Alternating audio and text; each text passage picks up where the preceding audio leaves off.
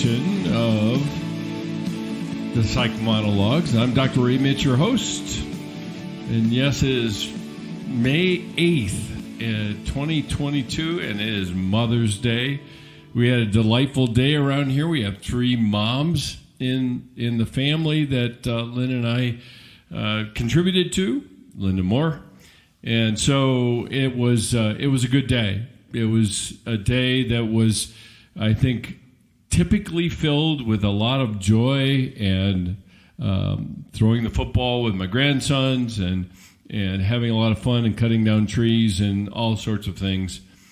And at the same time, some bittersweetness. I think generally Mother's Day is not nearly as uniform as we tend to think it is. There are lots of moms out there that have a complicated story. And it's never as simple as it looks. It's delighted, celebrated and delighted upon on a day like today. But there's so much to anybody's story, particularly mom's stories, in their relationship with their kids that is mixed. It's a bitter, sweet mixture that is always going to be part of that picture. And quite honestly, I think it makes that picture even more rich in a lot of ways. As you've heard me talk before about the whole idea of we live in a world, we need contrasts.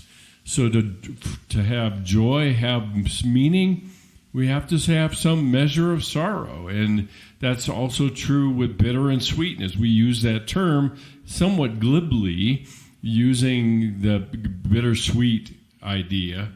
And yet, it really does come together, but it never is experienced in at the same time without some measure of shame, I might add, not guilt, because we haven't done anything wrong by feeling conflicting emotions. But it's a bittersweetness that comes with it, and I think generally for us guys, it's kind of hard to relate to that, and I think it's important, really, for us to, and I say us as men, to be sensitive to that and to be aware of every story has its valleys and every story has its mountaintops. And during days like today, we tend to live on the mountaintop and forget about the valleys, and yet we need the valleys in order to enjoy and celebrate the mountaintop. So I don't know where that came from, but it's part of Mother's Day and where my head is at. I'm coming up for air, I might add.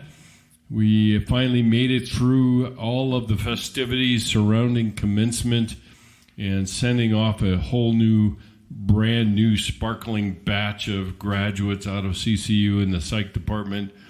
And it too was another bittersweet day. I'm still feeling the after effects of saying goodbye to a number of graduates that will move on and move into their own histories. I shared a period of time in their lives, and that's the season I got to be a part of, and it was a delight, and I send them off with joy, but also with some measure of sorrow that they won't be back. And so salute to all of them that finished the course, completed their task, and now look to the future for the next task ahead of them.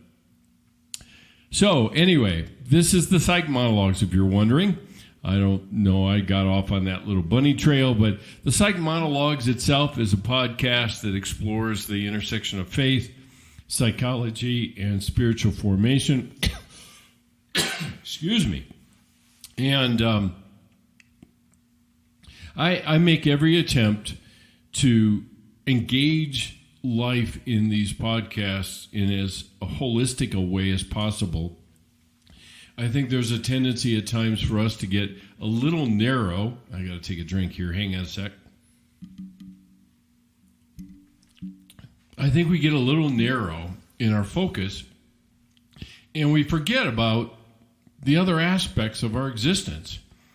Particularly when we're talking about in the spiritual realm, is that we focus entirely on the spiritual faith, But we forget about the psychology piece, and a lot of that is just because people don't really think much about it. I do, because I've spent most of my career thinking about it.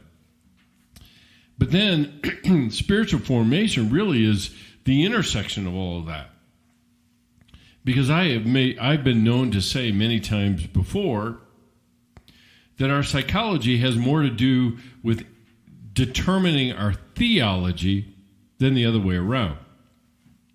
Now, there are lots of times where our psychology and our theology we keep completely separate from one another, to our detriment, I might add, partly because we end up splitting ourselves, and we have our psychology, the issues that are going on inside of our hearts. And when I say hearts, I'm not talking about just our emotions. I'm talking about a lot more than that. Because the biblical understanding of heart has everything to do with, has everything to do with our emotions, but it also has to do with our desires and dreams and decisions and will and all of it. It's not just our emotions. We have reduced our hearts down to that same place. So what I attempt to do in these in what I'm calling monologues, because of course that's what they are, is trying to find what it's like to sit in the tension of the push and pull of our faith, and oftentimes bringing my listeners up to speed with the psychology piece and how it actually contributes to their spiritual formation going into the future. So pull up a chair, get comfortable, relax. Let's talk for a little bit about the issues that matter to you.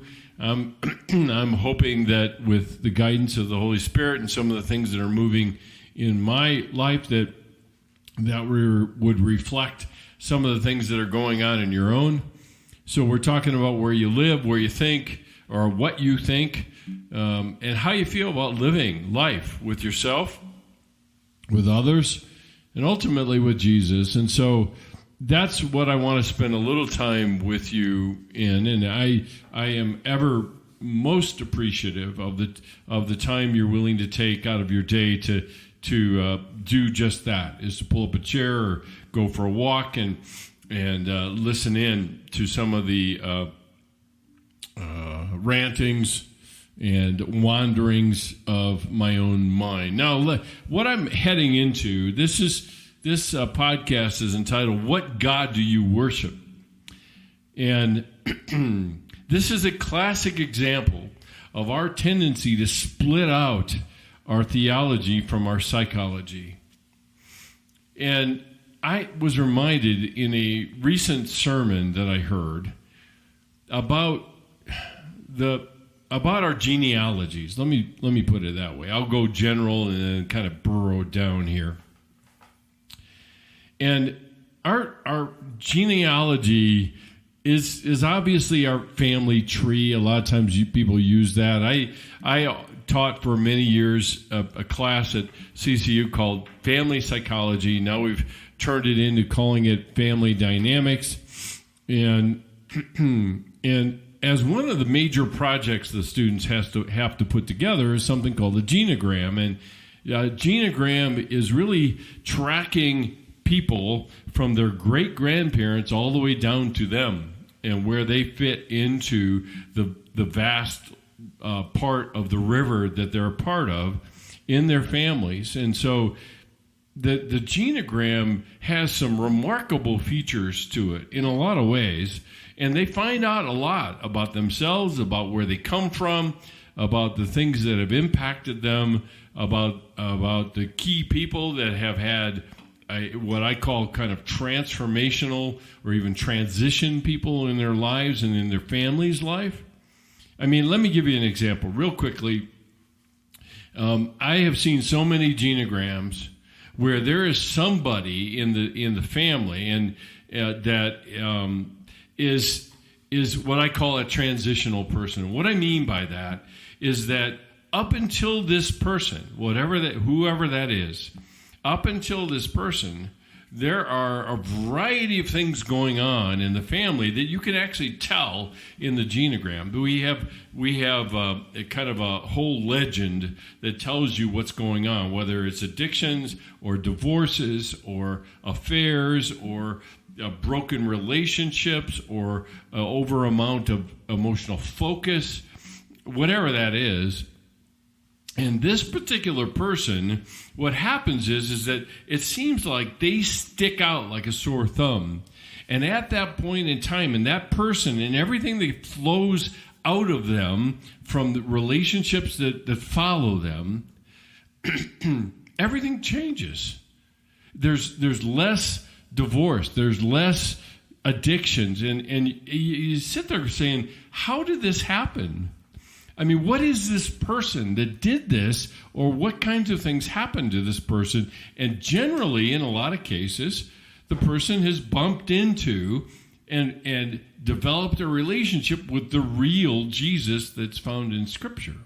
And that has had a remarkable impact on this person to such a degree that all the relationships thereafter entirely change. I mean, the nature of them and the direction of them, all of that changes. And so I have taught this class for so many years, and I have thought about, and I had to do it myself when I was going through school, looking at my genogram, and quite honestly, just to tell my own story so that you understand kind of where I'm coming from, is my own genogram is really short, actually. And it's filled with question marks because I'm an adopted kid. And the two question marks are the two people that contributed to my existence. My biological mother, I have no idea who she is. I only know she was 19 years old. And she decided to give her baby up for adoption. My biological dad is completely off the record. And it's me.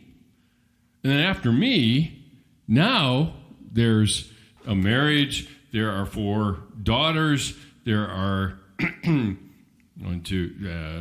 two marriages, 2 singles, 3 grandsons, and whatever happens beyond that. Now, some people, I mean, if you begin to look into the future of what the genogram might look like, you might look back at me and say, well, that there's the transitional person. Something changed there. Yeah, for one thing, I'm known to my kids.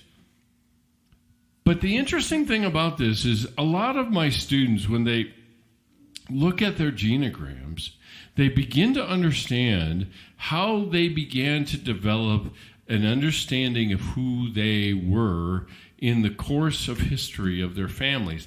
I have no such thing. I have a sense of rootlessness for me. I found myself kind of glomming on to people to begin to figure out who I was because I didn't have anything. I was adopted by 2 wonderful people. They were high school sweethearts. My dad went off to war in World War II and survived the most bloody battle that the Marines ever went through in Iwo Jima. And he was a hero, but he died when I was 12. And it was just my mom and me. And so my genogram is really short. It really is. There's just starts with 2 people adopted me, and beyond that, that's it. But see, when we look at that, we say, well, who am I then? I mean, where do I come from? Now, you might be wondering, given the topic of this monologue, is so what does this have to do with the God I worship? Well, let me tell you, let me ask you the question in a little bit different way. Do you worship the God of Matthew 1, or do you worship the God of the Old Testament? or better yet, the God of the Sinai. See, I was taken with something just a couple of weeks ago as I listened to this sermon, and it walked us through the genealogy, or the genogram, if you will, of Jesus. And if you look at your genogram, or you think about what you know of your family history, imagine for a moment if you were to find out that there was a prostitute in your family tree. Now, you might cock your head and say, well, that's kind of interesting, fascinating.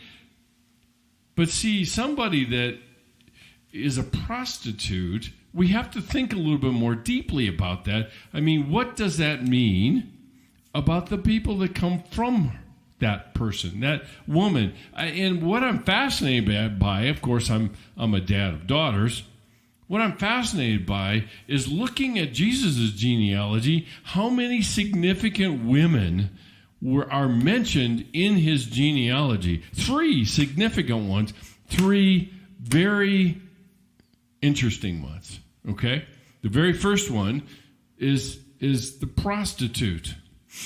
She was a prostitute in at that point in time in ancient Eastern history, Middle Eastern history, of a tremendous city, a walled city called Jericho. And her name was Rahab. And she was a prostitute, and she was saved from the collapse of Jericho as Israel began to overtake the promised land. And eventually she married a guy by the name of Boaz.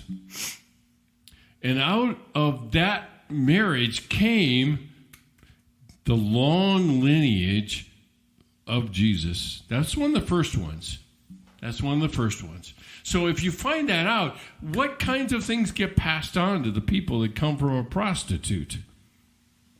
And it is quite honestly quite remarkable when you think about it, given the nature of that culture that she came into, that she was even accepted. But she had enough courage to provide cover for the spies that were spying on Jericho, and she covered for them, and they saved her, and she was saved, and she moved into the world of the Jewish culture, and obviously was enculturated enough for somebody like Boaz to take up with. Not Boaz, I shouldn't say that. It was Salmon. Salmon gave birth to Boaz, who is the son of this prostitute. I got my history wrong. My apologies. So Rahab is somewhere square in the middle of this. Now, even earlier, if we go a little earlier, we have somebody who's an outcast. So we have a prostitute in Rahab, okay? And we have an outcast in a woman named Tamar. All her husbands die. And the father of these boys that were given to her in marriage says, sorry, but you're going to have to wait until my youngest grows up, and then you can marry him. And guess who that was? It was a guy by the name of Judah, one of the sons of Israel. And she took it into her own hands to guarantee her place in history. She deceives and passes herself off as a prostitute, I might add, plays on the weaknesses of Judah because of his meteoric character of who he was. And she played herself off as a temple prostitute. He makes love to her, and a little boy is born. And actually 2 little boys are born, and it's Perez and Zerah. And from them comes somebody by the name of Jesse. And from him comes somebody by the name of David. The last one that I want to point out is a woman by the name of Ruth. And Ruth is in the story of Ruth. It's actually a book in the Bible. She's someone that the Jews wouldn't even think of interacting with. She's referred to as a Moabitess. Now your eyes may be glazing over with all this history, but I've got a point. See, Moab was one of the children of Lot as a result of incest after the destruction of Sodom and Gomorrah.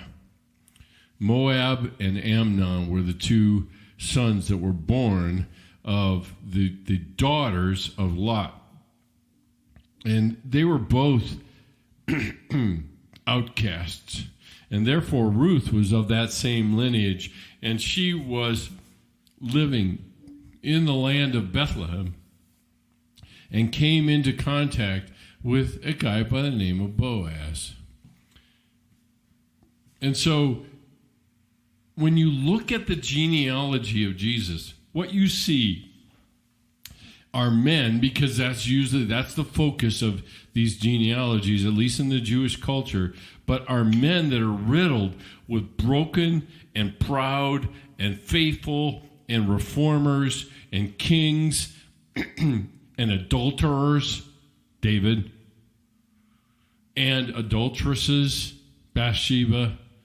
It's riddled with that. And when you begin to think about this, it's like, I'm defined by my history. And Jesus was that person. And if you believe that Jesus is the Son of God, we now have a different view of the God that we worship than oftentimes the one that we worship. Because you have to ask yourself, what kind of God do you worship? The one that is in Matthew 1 or the one that is portrayed? And the funny thing about this, and this is very much embedded in our spiritual formation and blockages that we face in our spiritual formation, is we cherry pick the characteristics that we condemn about God and hold him accountable for, and we ignore the things that would actually make him compelling to relate to in Jesus' genealogy. Matthew is not being unintentional by pointing out the fact that in Jesus we have what I would call a me to God. If you go farther into it, and go into a story that everybody knows, the Christmas story, right? And Mary is a teenager and she becomes pregnant. Think about this in the culture that she was in. She shows up pregnant. She is not betrothed. She is not engaged to anybody. There's a rumor running around about her and Joseph. And y'all know what we do with rumors. We fill in gaps very easily. We do. And if that's the case, then that probably happened then. Humans haven't changed that much. They have not. If there's gaps in our knowledge, we fill it in with the worst things most of the time, or the things that are easiest for us to make the conclusions about. We don't bother asking people the questions about what's really going on. And so the culture did too. She's a mother that is giving birth to a baby out of wedlock. You do the math of the Eastern culture at the time. A woman who is pregnant out of wedlock is cast out.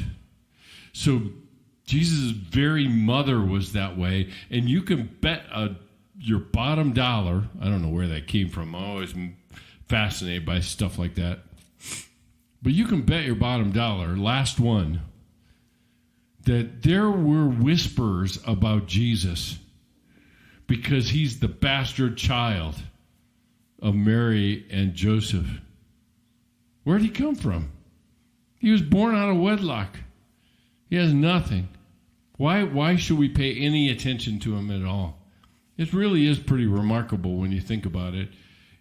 And how many things, if you look through his genogram, his genealogy, there are people in there. If you do a little search, you will find that there are people just like us in it. So the question then comes back to my original one. What kind of God do you worship? The one you talk about or the one you relate to? Because we make that split. We love to wax eloquent about our theology, about who God is and the nature of his character and all of those things. And all of those things are absolutely true. But when I blow it, when I don't measure up, who do I relate to? And all we have to do is ask the question, when I blow it, is my tendency to run away from God or to run into his arms?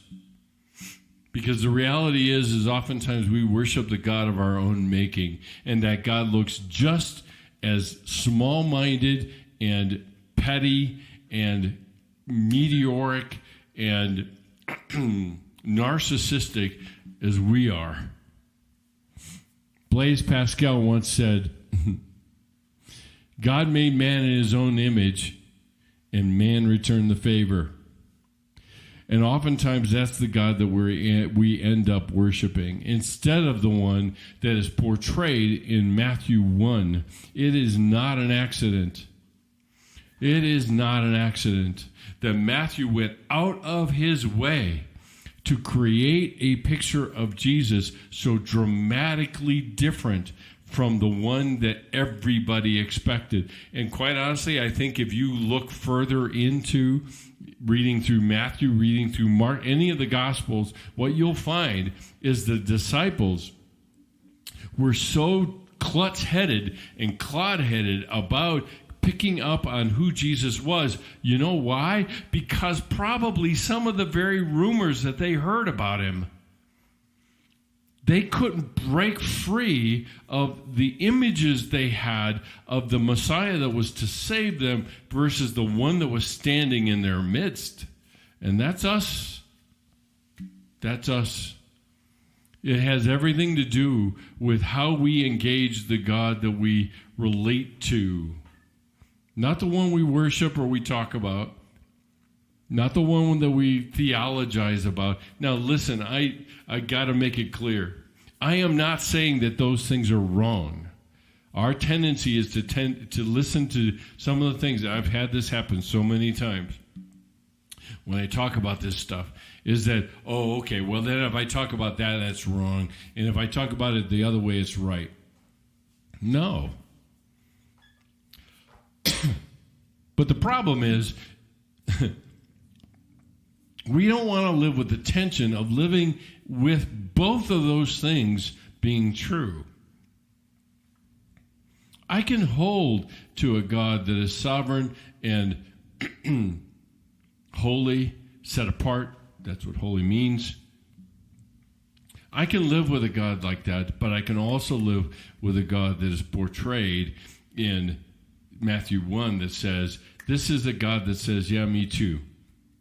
I know what it means to live on the outskirts of society, to be rumored about because my lineage was so jacked up with these people in them. People that took life into their own hands and controlled things so that they could be guaranteed their safety and security, just like me. And that's very much a part of our story as well, so that when the writer of Hebrews says we don't have a high priest, namely Jesus, we don't have a high priest that that is unfamiliar with our brokenness. Now I'm abridging the things that the writer of Hebrews is talking about, because he said we have one that has experienced all the things we've gone through without sin, a high priest that knows what life is like. And that makes sense, because if he is going to be one of us and to take on all the sin of mankind, and then redeem us as a result of that and offer to us the opportunity for self-acceptance so that we can absorb and embrace the grace he offers us from his acceptance that empowers us to change and grow. All right, now we're talking about real stuff. And unfortunately, it is safer, and I underscore safer. It is safer to talk about theology than it is to talk about psychology. Always. Always. Because psychology cuts a little too close to home, and I lapse into vulnerability and a loss of control because I don't know what you're going to do with the things I tell you about. Which I stuck my neck out tonight, doing, because that's part of my story. Because living life as it is, not as I would have it to be, is the very same thing that Jesus did. And there is not only an invitation in that, but there's power in that. And there's freedom, more importantly. There's freedom in that.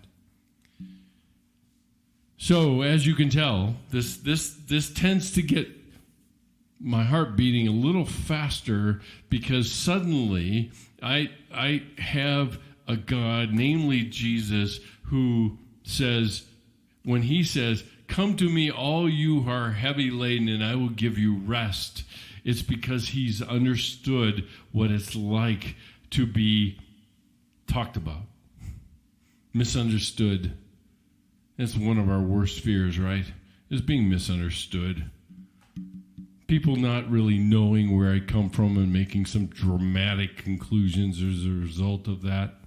Happens every time, all the time. It happens even worse today because we have this toxic thing called social media.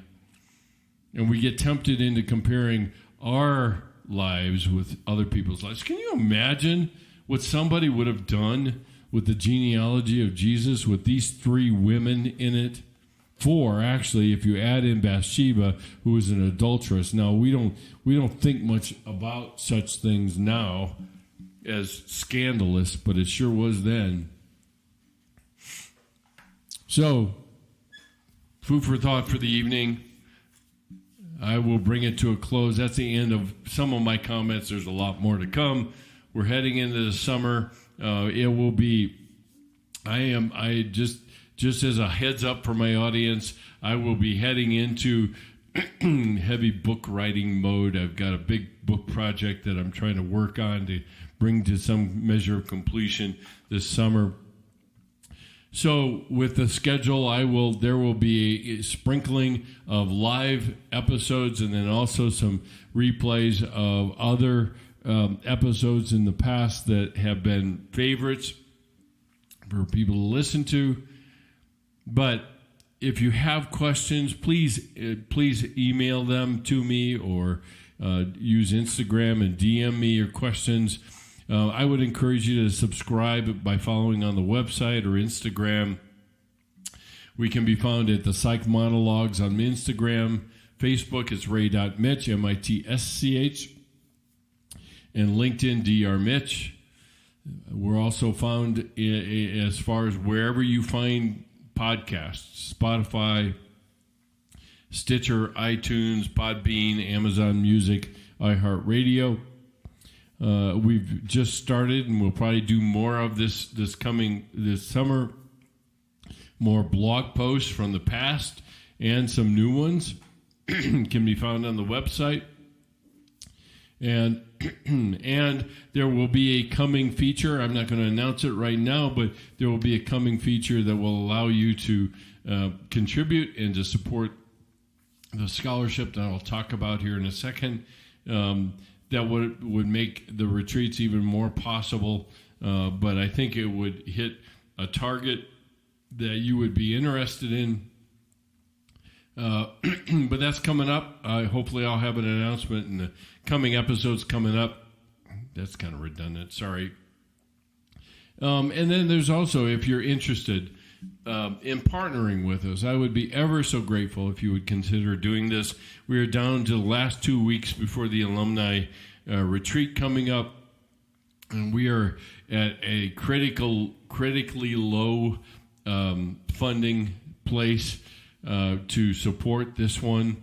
So if you feel so inclined, or you know somebody who would be inclined to support the spiritual formation of the next generation of Christian leaders coming through, send them our way to grow the scholarship fund. All gifts are tax deductible for the CCU silent retreats. And that's just a small group of students. I would love to see nothing more than to have a greater cross-section of students coming from other universities besides CCU. But at this point in time, this is where the responses are coming from. So if you'd like to contribute, go to the CCU Silent Retreats page on the website at drmitch.com. And there's a donate now button at the very bottom. You can donate. You can either make a one-time donation or a continuing one. We always appreciate the continuing ones. It helps us with not only cash flow, all of your gifts are tax deductible through our fiscal sponsor that helps us at 1615.tv. So if you'd like to contribute through a check, you can do that by making your checks out to 1615.tv. And then address the envelope the same, 1615.tv, P.O. Box 1777, Castle Rock, Colorado, 80104. Well, that's it for tonight. Thank you so much for joining me. I appreciate the short amount of time that we've gotten to share, talking a little bit about, or asking the question and getting you to think a little bit about what God do I actually worship? The one that I relate to, or the one that I talk about? So thanks for joining me. And as always, love ya. Later. Bye.